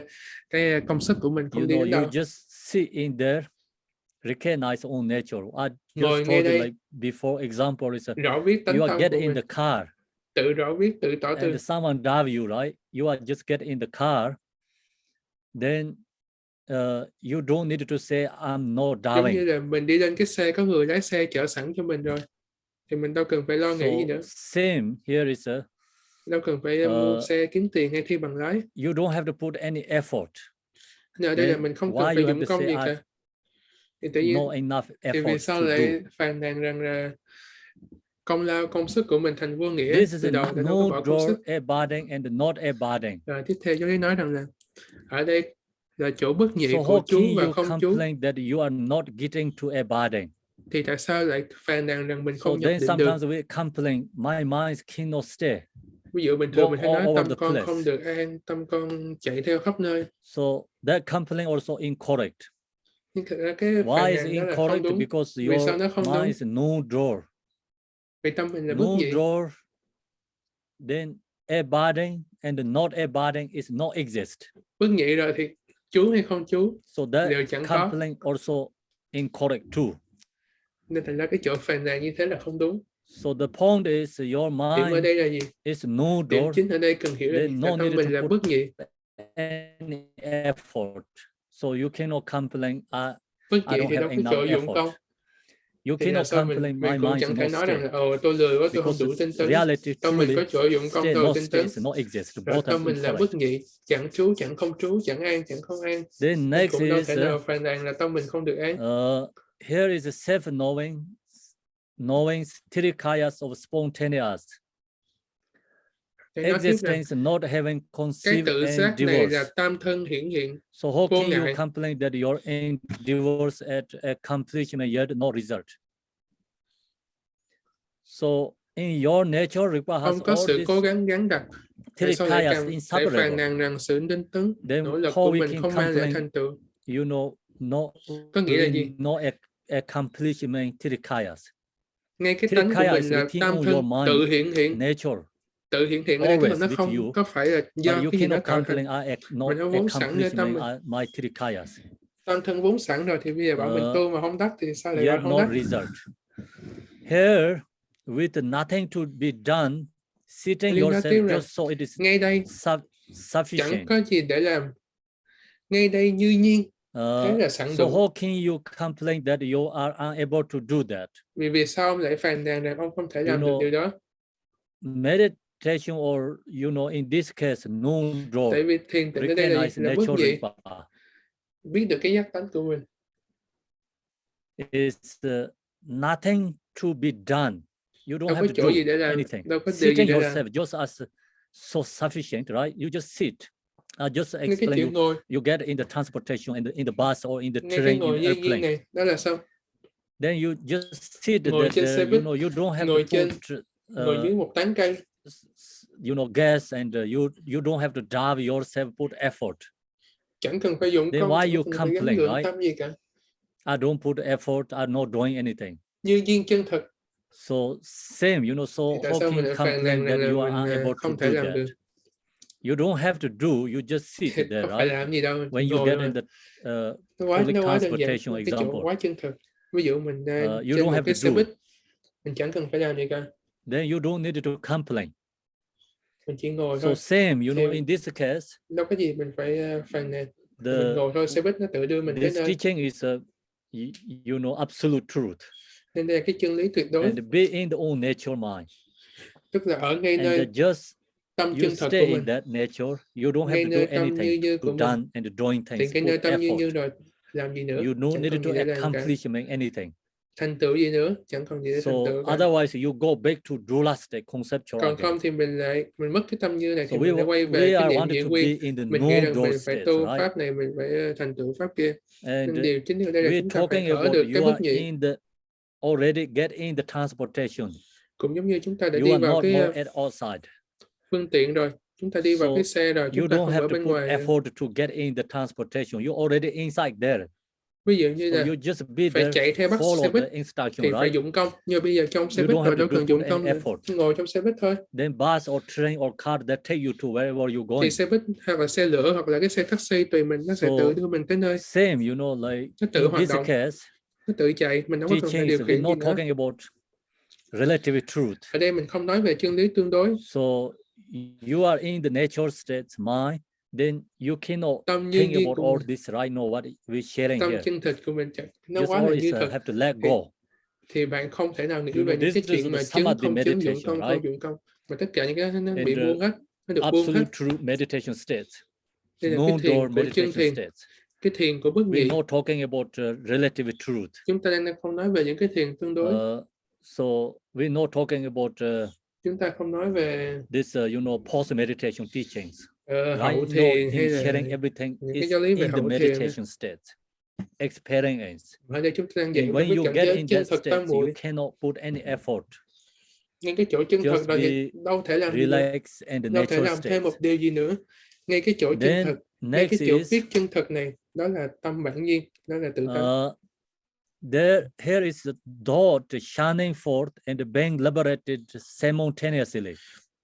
Ở đây niệm tượng tự then you don't have to reject the thoughts, you know, emotions. Tự tánh You chiếu don't have soi to niệm accept tưởng them. và ngay đó niệm tưởng là giải thoát. Just recognize and Tự tánh là liberate. cái sự chiếu soi vốn giải thoát của niệm tưởng, nên mình chỉ cần biết nó vậy thôi là nó vốn giải thoát rồi. Being liberated simultaneously.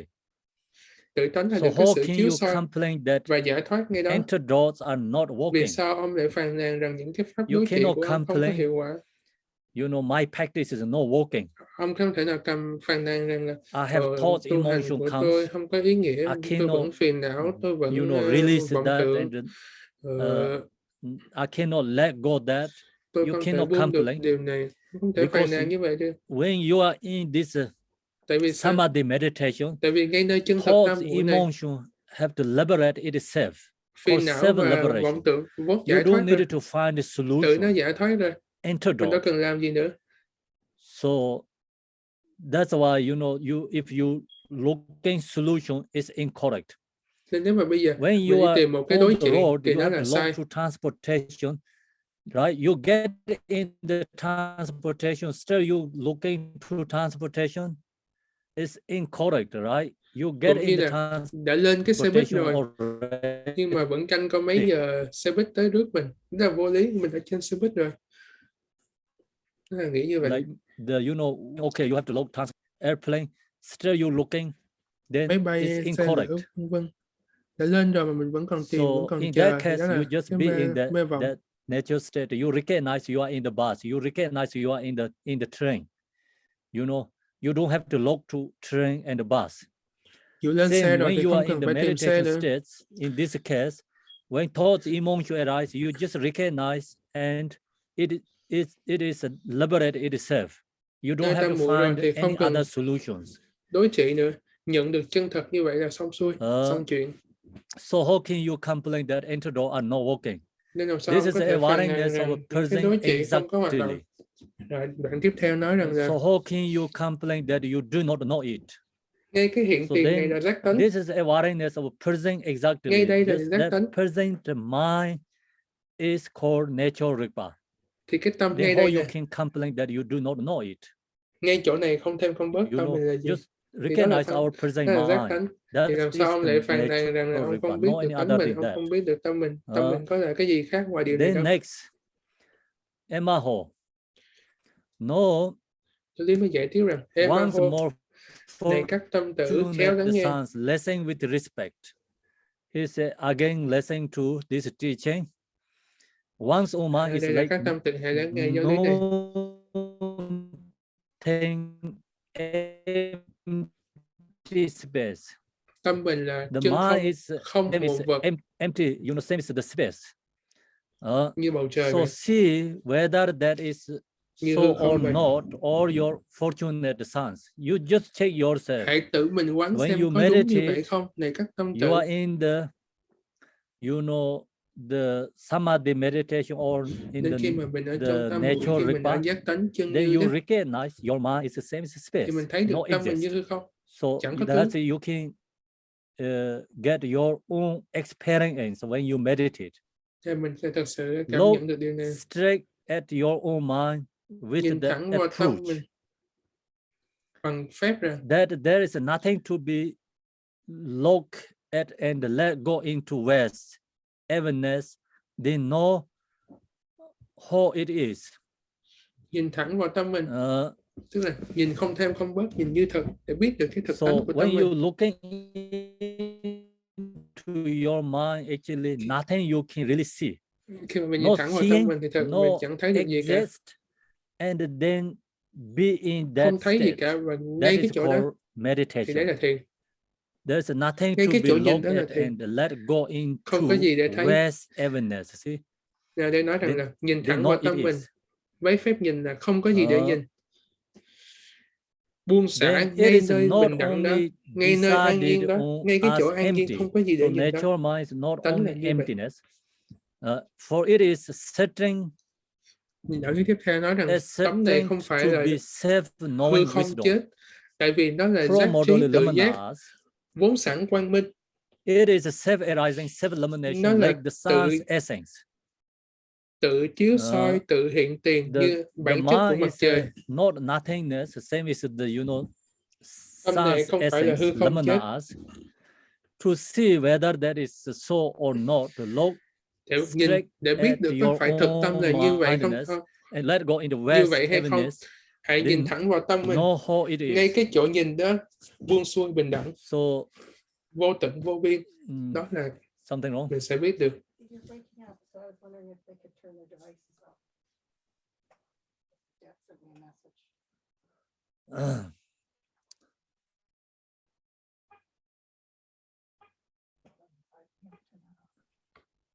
I think it's okay. Just let go. It's only 1 minute, 2 minutes. Please. Okay, so then your own mindness is let go into West awareness. Then nhìn thẳng vào cái bản know tánh của how tâm. it is. Ngay đó bình đẳng vô tận. Đấy là chân thực. It is asserting that it cannot be identified as the movement and the thinking of discursive thought. Tâm này không thể được biết bằng xuôi ngược, bằng vọng tưởng suy nghĩ. For such moments, tại vì sao? Vì những cái xuôi ngược ấy không có sự xác định, cũng như cơn gió thoáng qua. Để biết xem có thật là như vậy không. Hãy nhìn thẳng vào tâm mình và buông xuôi trong bình đẳng vô tận. Ngay cái chỗ nhìn thẳng vào và buông xuôi vô tận, đó là thực tánh của tâm. It is thought emotions the same as like nếu mà phiền não hay là vọng tưởng khởi lên thì nó chỉ như những cái cơn gió, những cái cơn gió nhẹ, so wings like comes, gió thoảng thổi similar ra một cái, nó không có sự xác định. Then that time you look to your own mind, từ ngay đó mình nhìn see whether that is so or not, to look straight at your own mind, ngay cái chỗ nhìn đó mình xem có phải là như vậy không. Emotions. Ngay cái chỗ nhìn đó mình buông xả trong bình đẳng vô tận, thì chính nó là như vậy mà thôi. Then know how it is. It is asserting that all of these appearances are own appearance. So whatever ta xác định arising rằng is our tất own cả appearance. những hóa hiện là hóa hiện của tâm. All of what appears being like tất cả những gì hóa hiện cũng như là những cái ảnh hiện trong gương. To see whether để that biết is so có or phải đúng not, như vậy hay không, at your own mindness, hãy nhìn thẳng vào tâm mình và ngay cái nhìn đó buông xuôi trong đại bình đẳng. Then know how it is. Ngay đó là sẽ biết there được. is nothing somewhere other than mind. Ngoại trừ tâm So ra there chẳng is còn no một pháp gì khác. to be viewed elsewhere. Chẳng còn một chi kiến nào khác để thấy ngoại trừ thấy tâm mình. Mind. So there is no meditation to be done anywhere else. Chẳng còn một pháp nào khác ngoài tâm. Chẳng còn một pháp thiền nào khác ở ngoài tâm này. So the main point is, everything arising is the mind. Tất cả những gì hóa hiện, So, tất cả những gì đang hiển ra, đang hiển bày ra why, đều là tâm. When we practice, Nên khi mà chúng ta tu hành everything is in the within mind. Nên tất cả đều ở nơi tâm. Otherwise, you know, Khi mà chúng ta all tu hành, follow tất the cả kind đều of ở nơi tâm. branches, Chúng not ta thấy really được như going vậy, chúng ta into tu the được cái root. gốc. Còn không thôi, So chúng ta that's sẽ chỉ why tu cái phần there is phần cành, nothing phần nhánh, somewhere chứ other chúng ta than không tu mind, được means cái like phần no any other gốc. than mind. So there is no meditation to be done anywhere else. Có nghĩa là ngoại trừ tâm ra không còn cái chỗ nào khác để thiền nữa. Meditation also in the mind. So Thiền cũng ở nơi tâm mà thôi. no conduct also in the mind. Hành cũng ở nơi tâm mà thôi. It is nothing somewhere other than mind. So there is no Lìa tâm ra conduct cũng to chẳng be còn một done chỗ nào anywhere khác để else. tìm hành. There is nothing somewhere other than mind. So there is Ngoại trừ no tâm ra không samaya còn to một be pháp nào kept khác, anywhere không else. còn mật nguyện nào để giữ ngoại trừ tâm. So that's the, you know, like we talk about conduct. All this conduct is Thường chúng ta được the dạy về các essence pháp hành. is taking care our mind. Nhưng mà thực ra trên Long tới as các we pháp taking hành care đều our là hộ mind, trì tâm then mình. that is the perfect conduct, Hộ and trì then tâm that mình là is pháp the true hành samaya. toàn hảo. Đó So cũng là giới nguyện chân thực. otherwise, if we don't taking care our own mind, Đó là samaya chân thực. then we saying, you know, I'm taking Nếu care mà my mình không hộ samaya, trì tâm I'm mình, taking care my thì vowels, mình nói là I'm taking tôi care giữ my giới, all tôi this giữ samaya, conduct practicing is tôi also giữ mật become nguyện, is tôi tu word, pháp hành. not the essence. Thì chúng ta chưa tới được cái chỗ tinh túy. So there is nothing somewhere other than mind. So there is no fruition to Không be còn một điều gì accomplished khác để anywhere else. tìm ngoài tâm. So we Không còn một thành tựu nào khác để được thành tựu ngoài tâm. is recognize, realize our own mind, not any other than Thành that. tựu ở đây đơn giản Long chỉ là again and nhận long ra tâm của again mình. into your own mind. So that's why we always looking Nhìn to rồi lại nhìn vào chính our tâm own mình. mind again Nên and là chúng again. ta hãy thường quán chiếu tâm mình, thường chiếu soi tâm, Recognize our thường own rõ biết mind. tâm, thường tỏ tường tâm, chứng được tâm mình. Send your mind into the external space of the sky and look to see. So this is the, you know, meditators does. Meditator practitioners pháp thiền mà những hành use thiền this giả hay sử method. dụng. Đó là When you know use this method, is called intellectual meditation. Sometimes we have to rest in mind, meditate, but sometimes we have to use cái pháp intellectual thiền này là meditation. thiền tri thức, là thiền quán chiếu. So your mind is Đôi khi thì chúng ta chỉ too cần much an nhiên active, tâm.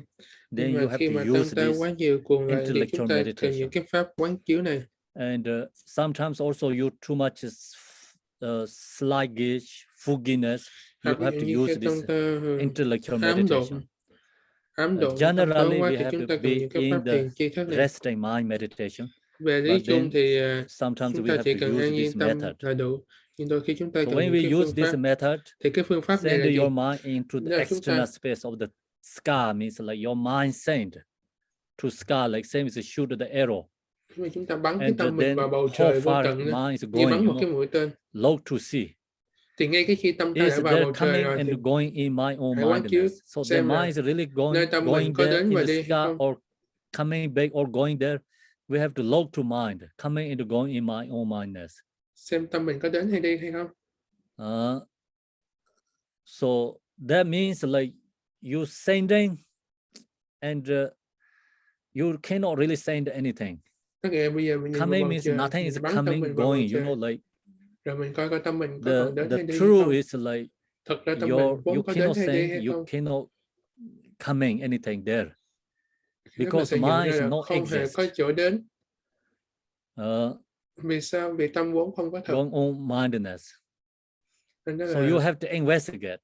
cái When tâm you bình have a thường. look, if Chúng ta you phải quán chiếu như find vậy. that the mind does not have a going and coming, Khi con để nhìn so và you con really tìm see rằng tâm mind is không not hề có coming đi and và going. đến, Then that time, mind look at inwardly means then you looking into again into your awareness, your tiếp theo là own hãy mind nhìn vào nature. cái nội tâm này.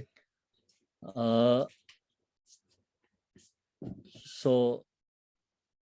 mind and looking to see is there Nhìn vào in nội tâm agent này who để nhìn xem là emits the emitted thought. có phải là đang có một So người then you mà really look into yourself, who is like you có phải đang có một người creating tạo this ra các thought? ý niệm trong đầu mình không? Where is this thought is come from? Có một cái nguồn nào cho những cái ý niệm này phóng xuất ra hay không? You looking to yourself, you seeing yourself also not exist. Thì khi đó mình tìm vào thì mình thấy rằng là if there is không hề no có cái nguồn nào cho những who cái phóng ra những cái ý niệm này cả. you recognize yourself is actually you create the thoughts, right? And we think thoughts come from us, but looking to yourself, chúng ta nghĩ rằng niệm đến từ chúng ta, yourself is chúng ta no thử nhận exist. xem niệm So chúng ta that's không có why thật, it's no agent niệm đến từ who mô. emitted thoughts. Nên những cái niệm nó Ourself từ is đâu no mà có? exist, then how can thoughts is exist there? Look to see. Người suy nghĩ không có thì ai suy Does nghĩ mind đây? have a color, shape, and so on? Chúng ta quán chiếu như vậy. When you Sau đó chúng connect ta tiếp tục with quán this chiếu là being tâm empty có of màu sắc color không, and tâm shape, có hình thái không, look vân to vân. see. Does the emptiness have entire and edge? So you look into your Khi mind. mà chúng ta thấy tâm này là hoàn toàn không có màu sắc và hình thái thì chúng ta quán chiếu tiếp là cái mà không tướng này của tâm có trung tâm và biên giới hay không? The empty has like whole kind of emptiness. The empty has edge or not edge. Empty that has center or not center. So that kind of you can investigate your mind. Coi có trung tâm và biên giới hay không? You investigate your mind. When you find no center and edge, so you see that like your mind no edge, no center. Tâm này không có trung tâm, không có biên giới. Does it have inside and outside? Hãy nhìn xem tâm có bên trong và bên ngoài hay không? Ripa without outside and inside is vast like space. Ripa didn't have edge. Ripa no center. Ripa didn't have inside and outside. So natural Ripa is free from that kind of concept. Nên là không có bên trong bên ngoài. Natural Ripa is vast like space. Những khái niệm như vậy. Tự tánh này vô tận như không. Its freedom from delimitation. Nó là trong suốt tự tại. Into size. So a vast great integral space of self-knowing, everywhere separate. Trong suốt tự tại, thoát khỏi tất cả những cái sự natural Ripa is pervasive everything. Giới hạn hay là biên kiến, mà nó là một cái không gian nội chứng vô tận của tự giác. So that's why it's called DZOGCHEN, means everything is perfect. Tất cả ở nơi cái không gian nội hư không nội chứng này, tất cả những cái pháp đều là viên mãn. Nên mới nói là đại viên mãn. Nơi cái hư không này, tất cả những hóa hiện của luân hồi và niết bàn như cầu vồng hiện giữa trời. Yet that whole verity is the play of mind. Đều là huyễn thuật của tâm. So all this, samsara and nirvana is phenomena is the same as a rainbow floating in space. Nên đây mình thấy rằng luân hồi và niết bàn đều là cầu vồng hiện giữa trời. Is the play of mind. All this effort to is mind, not any other mind. Của tâm mà thôi. Ngoại trừ tâm ra chẳng còn một điều gì khác. In this case, without meditation, we explain this part, but very hard to understand. The point is when you into your natural mind, nhưng mà khi các bạn thiền, các bạn you ở nơi be in that present natural states. So then, whatever you see in forms, you don't have no longer have fixation. Thì khi ở trong cái tam muội mà các bạn nhìn một cái tướng, cái lúc nhìn đó không còn chấp vào tướng nữa, không còn cái điểm chấp vào tướng, không còn bất kỳ một cái điểm quy chiếu nào đối với cái tướng đó mà người đang nhìn, thì khi đó mình nhìn rõ ràng là tất cả là huyễn thuật của tâm. You see the object and the mind. Còn như bình thường mình có nhiều vọng tưởng, mình nhìn tướng thì mình có điểm quy chiếu, ở đây là tướng, đây là mình đang nhìn, thì mình thấy những cái nó tách biệt nhau. Whatever we say, everything is mind is become just words. Thì khi đó mình cứ nói các pháp là tâm thì nó cũng chỉ là lời miệng lưỡi mà thôi, chứ mình không có thật sự thực chứng được. In the meditation state, nên mới nói your khi mình mind trong thiền, present clear awareness.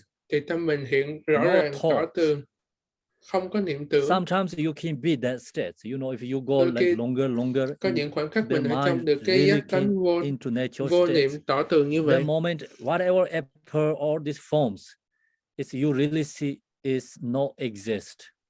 It's Tất there cả các but tướng đều được rõ not ràng truly biết exist. là Then không thật, same is this rainbow floating in space. như cầu vồng giữa That trời. means your mind is no fixation, you know, grasping, Đây attached có to nghĩa the tâm object. mình không có bám That chấp, không feeling có is tạo only tác, come không có from chỗ trụ. when you are in the meditation state, not Cái sự trải nghiệm này you chỉ know, đến khi mà mình ở and trong tam muội mà our thôi. post meditation, because we don't have that Còn như mình ability. đã Post meditation ở ngoài tam muội rồi, and the mình đã meditation state is still very far away.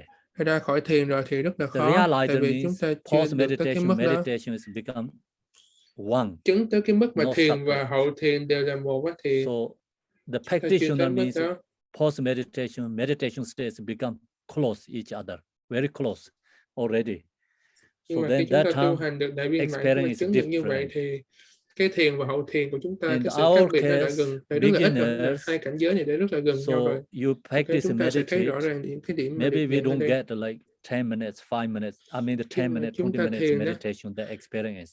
chúng ta cần So khoảng, also just it's up chúng to ta có thể individual dùng and that khoảng moment's meditation. 10 phút, 20 phút Sometimes để you ngồi 1 thiền và hour chúng ta thực meditation, you nghiệm những don't cái điểm get này. any this kind of experience. But sometimes you get 20, 30 minutes after. So you really can stop your thoughts, emotions. Đôi khi chúng ta right? thiền 20 phút nhưng chúng ta And lại ở trong giác use your tánh vô niệm. awareness. First you Đôi have khi to chúng ta put thiền một very tiếng nhưng chúng ta không vô niệm được. sharp and very sharp and effort. Cái giác Use tánh your này, awareness, watching your mind. You chúng watching ta your phải mind, vận tâm lặng trong sáng then suốt để mà mind biết được cái bản chất của tâm. slowly settle down. No choice. You know, your awareness, watching your mind is settle down and settle down, calm down. Chúng ta chịu Then your mind cái become biết của mình để biết được present, tâm, thì tự nhiên clear, tâm nó sẽ lắng trong và nó sẽ sáng suốt. and be in that state. Then all these appearances become same is, you know, here saying Nên cái is chỗ lặng like trong sáng suốt chân thực đó illusion. thì Okay, it's a rainbow in floating in space. tất cả các pháp hiện được ở Yet cái cầu that vồng whole giữa trời. reality is the play of mind. So Tất cả đều là that hiện thực của tâm. experience is like, you know, only in the meditation states become you no longer fixation Thì cái thời attached điểm to này the thường là object. phải ở trong tam muội chúng Not, ta mới you thể know, chứng được. subject and object Vì deluded. That ở moment, trong cái cảnh giới then tam you muội have thì this chúng ta không còn experience. cái niệm chấp hai bên So nữa, that time they mà tâm look ta out hoàn toàn from như this thực state chân thật. without moving from self-knowing Ripa, and they see that all phenomena like illusion and the moon is water, and our in Nên giáo lý appearance đây mới nói emptiness rằng and là not separate into parts. In the state of Ripa, không thoát khỏi tâm mà samsara thấy and rõ the ba nirvana tướng, are tất cả các no pháp như door. bóng trăng đáy nước. So Tất cả các then pháp được that nhìn time, rõ you là know, bất nhị. you're seeing all this kind of, you know, what right now here is sharing. It's all phenomena like illusion and the moon in water. Because that moment you know Chúng ta thấy rõ fixation, các no pháp là huyễn thuật, như attached trăng to the soi đáy object. nước, như bóng trăng đáy nước, Otherwise, you know, là sắc this không, bất phân. right now we sharing is I know what time. So it's harder to stop this area. Okay. And okay, so no, I have many disciplinaries here. And so that moment is you know, like we deluded, Cái and khoảnh khắc mà generally, chúng ta vô minh đó, and you know, we not in the meditation states, very chúng ta hard không ở to trong tam muội, understand in this experience, you know, thì chúng this ta sẽ meaning. khó hiểu được cái điểm The này. meaning when you really know, wanted to know, Cái điểm này recognize is in the meditation state. You can feel chúng ta this. cần phải biết được khi chúng you ta ở know, trong tam, chúng ta muốn biết được experience. thì chúng ta cần phải ở trong tam So muội, the chúng ta point cần is phải ở trong định when để you chúng ta no biết được. fixation, no attachment, your Tại vì mind khi ở is trong định present. thì chúng ta không có bám Be chấp, chúng in ta the không có clearly. vọng That tưởng, moment you feel thì this. khi tâm mình hiện tiền rõ ràng tỏ tường. So that time is you are really meditating. Thì đó là cái chân thiền đó, chân định. So in the state of Rigpa, samsara and the nirvana are no door. Nơi giác tánh thì luân hồi và niết bàn là bất nhị. Okay, so now we think we leave it there. Thầy nghĩ chúng ta có thể kết thúc buổi giảng tại đây. Page 4 is finished today. going to page 5 tomorrow. Don't forget, everyone. Thank you. So I'm going to share the dedication here. Và chúng ta tụng hồi hướng.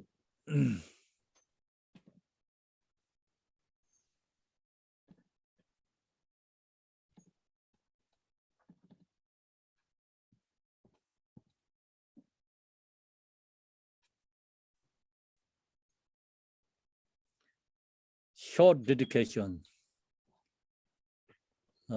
Through virtues, actions such as this may release the Dharmakaya. And through the two kayas with the form act for the welfare of beings.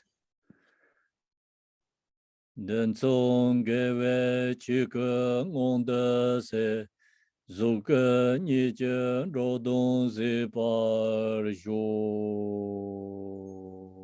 sonam de damje zepa nye tona nyimbe dana bamze Chigan anje balon trobaye zepen solen drowa sho sancho semcho Rinpoche maji pan chi jorje chi pa nyamba me pa yang kongni kongde pe war sho.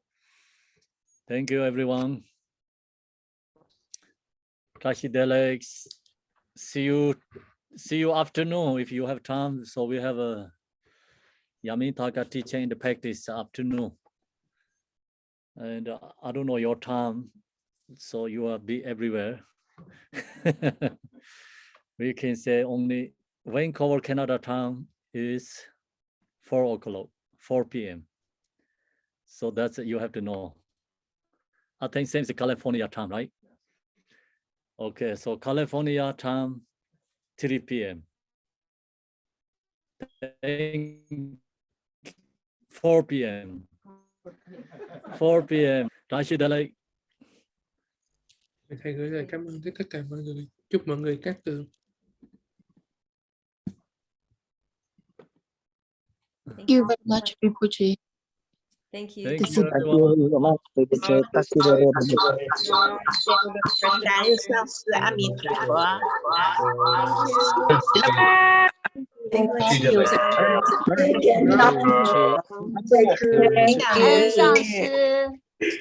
Thank you, Khenpo. Thank you, host.